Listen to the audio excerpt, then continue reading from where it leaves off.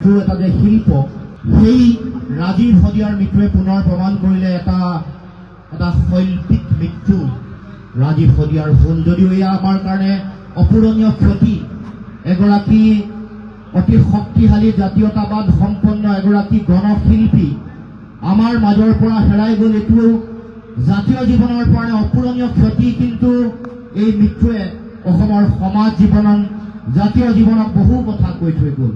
জনতাৰ হৃদয়ত যি ঘৰ সাজিলে ৰাজীৱ শদিয়াই, বহু পেছাদাৰী বহুত শিল্পীয়ে জনতাৰ হৃদয়ত ঘৰ সাজিব পৰা নাই। গতিকে এই কথা ৰাইজে উপলব্ধি কৰিব লাগিব যে কোনোবাই মঞ্চ দিছে, কোনোবাই নাই দিয়া, এইটো ডাঙৰ কথা নহয়, কিন্তু জনতাৰ হৃদয়ত সেইজনেহে ঘৰ সাজিব পাৰে যাৰ জাতীয় চেতনা আছে, যাৰ দেশপ্ৰেম আছে, যি নিজৰ মাটিক ভাল পায়, যি নিজৰ ভাষাক ভাল পায়, যি নিজৰ সংস্কৃতি জীয়াই ৰাখিবৰ কাৰণে বহুত পুৰুষাৰ্থ কৰে। গতিকে এয়া অসমৰ জনতাৰ আশীৰ্বাদ আৰু স্বীকৃতি।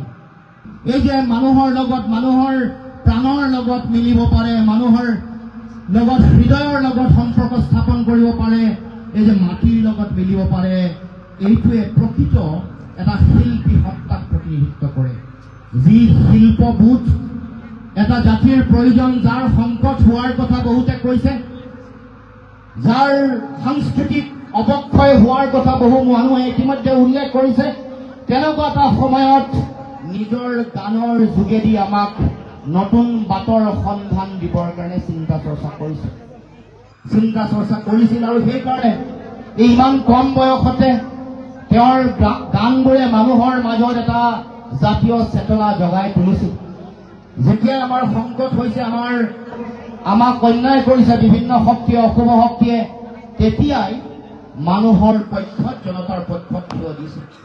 বহু শিল্পীয়ে বঁটা বাহনৰ লোভত, বহু শিল্পীয়ে ৰজাঘৰৰ তুষ্টিকৰণৰ চিন্তাত, তৈলমৰ্দনৰ চিন্তাত, ভয়ত ৰাইজৰ পক্ষত, জনতাৰ পক্ষত মাত মতা নাই। কিন্তু ৰাজীৱ শদিয়াই জনতাৰ সংকটৰ কথা উপলব্ধি কৰি জনতাৰ হৈ মাত মাতিছে, কৈছে, চিঞৰি চিঞৰি কৈছে যে এয়া মোৰ জাতিত কৰা অন্যায়, এয়া মোৰ ভাষা কৃষ্টি সংস্কৃতিত কৰা অন্যায়, এয়া মোৰ মাটি ভেটি উচ্ছেদ কৰিবলৈ কৰা ষড়যন্ত্ৰৰ এটা অংশ। আমি জীয়াই ৰাখিব লাগিব তেখেতক। জীয়াই ৰাখিবলৈ তেখেতৰ আদৰ্শ জীয়াই ৰাখিব লাগিব।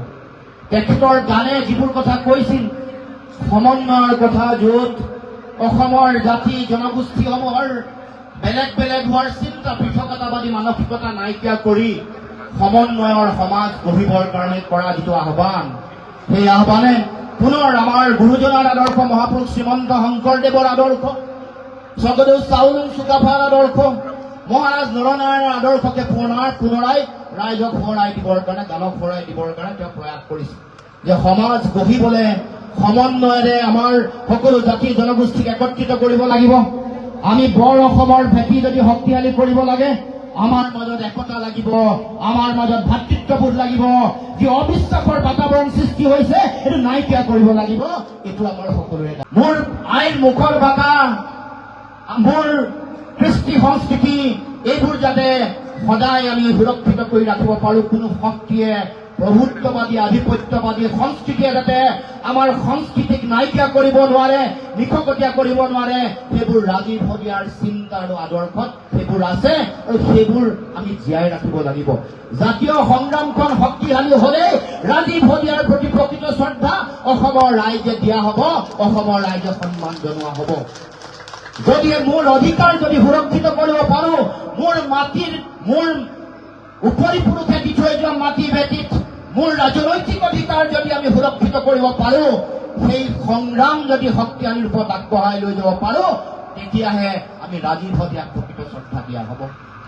গতিকে আপোচকামী ব্যক্তি আৰু আপোচবিহীন জাতীয় স্বাৰ্থত মেৰুদণ্ড বেকা নকৰা ব্যক্তিৰ যিটো শ্ৰদ্ধা আৰু সন্মান যে পৃথক, সেই কথা আজি এই টুপচিঙা গাঁৱত ৰাইজৰ উপস্থিতি এই কথা পুনৰ প্ৰমাণ কৰি দিলে।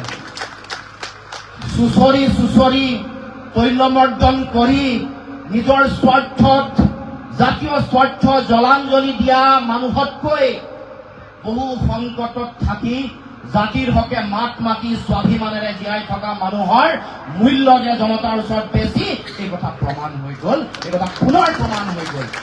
সময়ে কৈছে, ইতিহাসে কৈছে, জনগণে কৈছে যে কোনোবাই যদি বহুত লেকচাৰ মৰা মানুহ বহুত আছে, ভাষণ দিয়া বক্তৃতা অনুষ্ঠানৰ বক্তৃতাৰ ফুলদাৰি মৰা বহুত মানুহ আছে, ন্যায়ৰ পক্ষ ন্যায়ৰ কথা কৈ ভিতৰি ভিতৰি অন্যায় কৰা মানুহ বহুত আছে,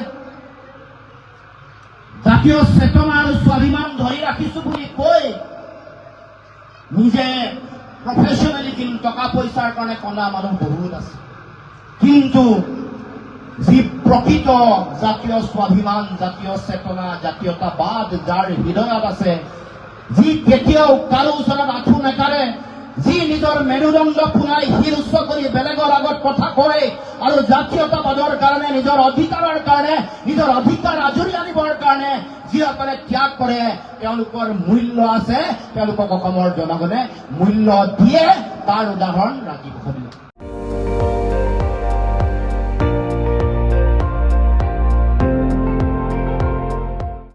আপুনি চাই আছে ND24, সৰ্বশ্ৰেষ্ঠ নহয়, সৰ্বোত্তমৰ দৌৰত।